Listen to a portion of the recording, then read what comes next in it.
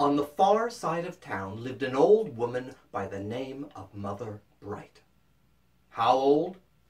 80 years old. Or, truth be told, 80 years young, because Mother Bright was as fit as a fiddle. She was as livelier than a late-night jig. She could laugh louder and longer than a bunch of babies at a tickling contest, if you get my point.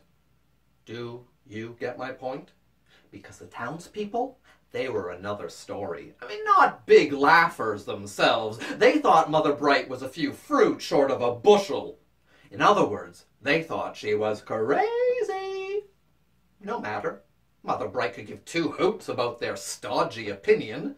She didn't suffer fools. She didn't relish the gossip. And she thought that proper behavior was distasteful, like cheddar cheese turned blue. Now, at the back of Mother Bright's run-down shack of a house, there was an apple tree as tall as any you'd ever seen.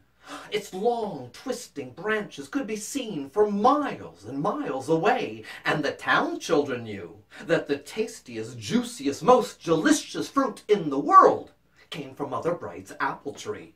And come autumn, they would all try to steal at least one. Mother Bright could not abide by that. Her heart was generous, but thieving was still thieving. That tree was her constant and twin, planted on the very same day that she was born. Within that tree, her secrets were sheltered, her wisdom kept safe. To take one of its fruit without asking was a grave, grave matter. One sunny, brisk morning of an early fall day, a torn and tattered magician came trundling down the path. Now, why torn? Why tattered? He was poor, and he was hungry. He spied Mother Bright working in her yard, and he said, "Oh, madam, I beg you, my hunger is great. If I don't eat soon, I fear I may faint." A little overdramatic, don't you think? Mother Bright gave him the once over and the twice over and a third for good measure. And yet she did not cringe, nor did she sneer. She said, "Hey, mister, how'd you like a stack of puffed apple pancakes?" "Oh, yes, madam," said the magician, rubbing his growling belly. "We would be delighted." Well, after his fourth stack of puffed apple pancakes, the magician daintily wiped his lips with the tail of his jacket, and he said, "Oh, madam, your kindness has touched me, and your pancakes delish.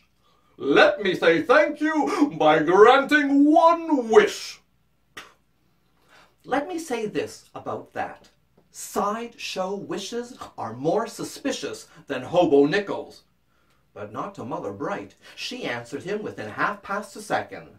"I wish that anyone who goes up into my apple tree and steals one of my apples will get stuck to the branches. Ha!" Thought the magician. Interesting. Unusual. A tad bizarre. But kindness begets kindness. Your wish is my command. Consider it done. Alakazam. And poof, the magician was gone. "Wish I may, wish I might," sang Mother Bright as she put away the plates. But suddenly a noise drew her to her open window. She looked out and saw a young boy sneaking over her rickety fence, crawling across the grass, slithering up the trunk of the tree, and balancing his way along one of the branches. He reached up and picked one of the apples. Mother Bright leaned out the window and said, "Oh, no, no, no, that will not do. That apple belongs to me, and... Was the magician as good as his word? She'd soon find out. "That apple belongs to me, and so do you." The little boy looked down and stuck out his tongue. And then he jumped out of the tree. Only he didn't. He tried again. Again, nothing happened. He tweaked, he tugged, he pulled, he jerked, but remained stuck to the tree. Mother Bright, he called out. But Mother Bright, thinking this was the funniest thing she'd seen, just laughed. until she saw another child sneaking over her fence, crawling across the grass, slithering up the trunk of the tree, and balancing along one of the other branches. And just as this little girl picked one of her apples, Mother Bright yelled with much more confidence, "No, no, no, that will not do. The apple belongs to me, and so do you." The little girl jumped out of the tree. But she didn't. She tried again. Again, nothing happened. She cranked, she yanked, she heaved, she hoed, but remained stuck to the branch. Mother Bright, she said. But Mother Bright, thinking this was twice as funny, laughed twice as loud. Then there was a third child, and a fourth, and a fifth, a sixth, a seventh, and every time they picked one of her apples, Mother Bright would look up from her leaf raking and say, "No, no, no, that will not do. The apple belongs to me, and so do you." It reached a point that there were more children up in the apple tree than there were apples. And the townspeople grew queasy and uneasy. They scurried down the path towards the old woman that they had forever scorned and demanded, "Mother Bright, all our children are stuck up in your tree. Who's going to look after us when we are old?" Mother Bright paid them no heed. So this time they tried again, but their tongues wagged gently. Mother Bright, we beg you. All our children are stuck up in your tree, but it's with us that they belong. When their beds are empty, our homes feel empty, and our hearts are as heavy as millstones." Mother Bright stopped laughing. She could see how upset they were. So she said, "I'll make you a deal. If they promise not to steal any more of my apples, I will let them go." Well, little heads were nodding up and down as fast as seesaws in a windstorm, and then the tree began to shake and shake and shake, and one by one the children fell out of the tree and landed on the soft pile of leaves that Mother Bright had raked, and they all scurried home.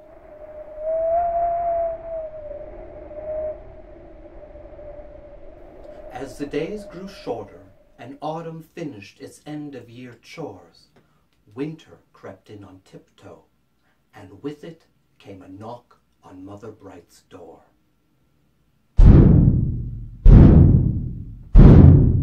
"Who is it?" asked Mother Bright. "It is I, Death," said a serious voice. "I've come to take you away." Mother Bright opened the door just a crack. She could see a tall, thin figure whose face was nothing but shadows. In her bones she knew indeed it was Death. "I can't follow you. I'm not ready," she insisted. "You are old, Mother Bright," said the voice from the darkness, "and it is time." "But it's a Monday." "No one wants to go on a Monday. Why don't you come back on a Sunday and then we'll talk?" "I said now," said Death, losing patience. But Mother Bright did not want to die yet. "Listen, Death," she began sweetly. "Could I taste one of my juicy apples one last time? Surely we could fit that in." Death looked at his watch, checked his schedule, finally nodded, and followed Mother Bright out into the backyard. Now, at that time of year, there were not that many apples left in the tree, but Mother Bright spied a bunch of them at the very top. She turned to Death and said very sweetly, "Listen, Death, it's true, I'm an old woman. I don't think I could climb up an apple tree at my age. Even if I wanted an apple like that one at the very top, I'm just too old." Before she could say anything else, Death sighed, rolled his eyes, rolled up his sleeves, and began climbing up the apple tree branch by branch by branch. When he reached the very top, he picked the reddest, juiciest apple he could find and dropped it down into Mother Bright's waiting hands. "There, satisfied, can we go now?" But Death had just taken an apple from Mother Bright's tree. He had picked a fruit from the apple tree without actually being given permission.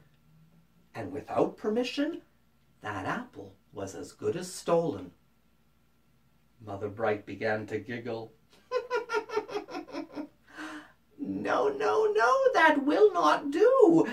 This apple belongs to me, and so do you." "What?" cried Death, confused. He jumped out of the tree. Only he didn't. He tried again.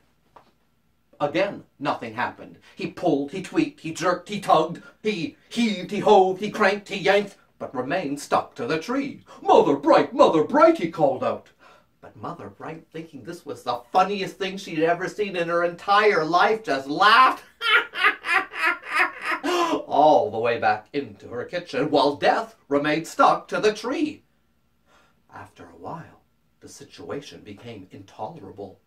Every time Mother Bright went outside to chop wood for the coming snows, Death would demand, Mother Bright, be reasonable. Everything that's alive must eventually die, but they cannot do it without my help." Mother Bright paid him no mind. So Death tried again, but this time his tongue wagged gently. Mother Bright, please have pity. All I've eaten for days and days are apples. I'm getting quite skinny, and I don't feel very good." Mother Bright stopped laughing. I mean, she could see how unhealthy Death looked. "All right, I'll make you a deal. If you promise to not take me until I am ready, I'll let you go now." Well, what was Death going to do? I mean, he was stuck between an apple and a hard place. He was getting so far behind in his work. So he nodded his agreement, and the tree began to shake and shake and shake, and then Death fell from the tree and landed on to the hard ground and grumbled away. On the other hand, Mother Bright lived her life happily for many, many, many more years.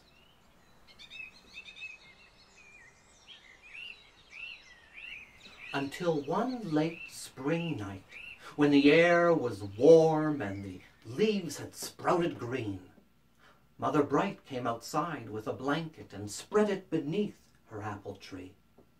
She sat with her back against the trunk. She closed her eyes and remembered all the happy memories of her long and happy life. But she felt quite tired now. Sleep wafted in as easily as the scent of honeysuckle. Death had returned too, she could sense it. But this time Death waited patiently. Mother Bright looked up through the branches of her apple tree and saw thousands and thousands of twinkling stars. "The stars," she whispered, "they're so bright, just like laughter, don't you think?" Death nodded. The stars were indeed bright, and soon the sky would be one star brighter. "Are you ready?" he asked gently. Mother Bright nodded, patted her apple tree goodbye, and they were gone.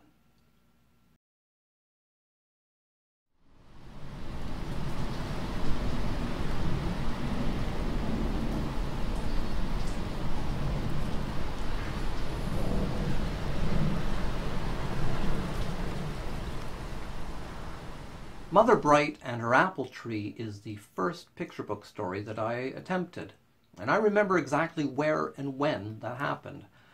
In the summer of '97, my partner and I were traveling through central France, which is mountainous. And unlike the rest of France, which you've seen from photos are very beautiful, the farmland, this is actually a hard scrabble area for farmers hard to make a go of it, and historically known as a place where people have to struggle. So we stayed in a small town called Issoire. And after dinner, we went for a stroll, which led us to this early Romanesque church dedicated to this 4th century bishop who was buried beneath the church, who later became a saint, Saint Ostrom I. Now, that night, there was a tour guide giving a tour of the exterior of the church, so we joined the group. And at one point, he started to tell the story associated with the saint that involved the character named Mère Misère, Mother Misery. Now, my French wasn't very good at the time, nor is it good now, so my partner Dominique was whispering a very quick translation in my ear as the story was being told. And yet, even though I was just been given the bare bone minimum details of it, I was still very captured by the story. I mean, I loved the humor of it, and I liked the message that was being conveyed, that at least as the way I took it. So when we went back to the hotel room, I grabbed my journal and I was quickly writing down all the details that I could remember. That's the journal. And thinking that maybe I could work this into a story. But as I did, I made some significant changes. So one of them is that it wasn't an apple tree, it was a plum tree originally. But more to the heart of it for me was that instead of calling her Mother Misery, I went with Mother Bright, because this story of Mother Misery is that the saint gives her this wish to her for reward for her long suffering. Whereas with Mother Bright, I saw a character, a woman who had lived her life very long and happily on her own terms, without compromising, even at the expense of being marginalized by everyone around her. So there was definitely that. I secularized the story. I took out the saint and threw in a magician, which to me was like a modern version of an alchemist. So even though we didn't have a miraculous event, we had a magical event. But with the choosing of an apple tree, there was 2 reasons for it. So yes, I did secularize it, but in the Western tradition, which I grew up in, the tree of knowledge, right, in the Garden of Eden, was always represented as an apple tree, right? The forbidden fruit was an apple. That was wisdom. So I wanted to stay with that idea. And I saw this set in North America. In my mind, the illustrations for this picture book, which never happened, but would be with all these leaves changing through the seasons. So I saw it maybe set in eastern Canada, or maybe in the New England states. In fact, some of the idioms I used in my telling of it are New England ones. I think like half past a second, or puffed apple pancakes is a recipe which I believe comes from there, not something that we certainly have here on the West Coast. So those are the elements in writing the story. Now, I haven't told the story in well over 12 years, but I was reminded of it again as this pandemic took hold on our lives, because I think, as we all know, the majority of the people who are losing their lives are elderly. And early on, in some countries whose healthcare systems were overwhelmed by the virus, doctors were making life and death choices on who can get certain equipment. I don't know the criteria that they actually made on deciding these things, but what seemed to be in the air was inferred was that the elderly were expendable. And yet, so this story is a celebration of wisdom that is gained over a long life, and a celebration of Mother Bright in particular as a person who's lived a long life on her own terms, without compromise, to the point that when her life concludes, it's when she chooses so. And the only other thing that I would like to add is that since I wrote that story, we moved into a place in which I have had for 20 odd years an apple tree staring right outside the office where I write more stories. So there's that too.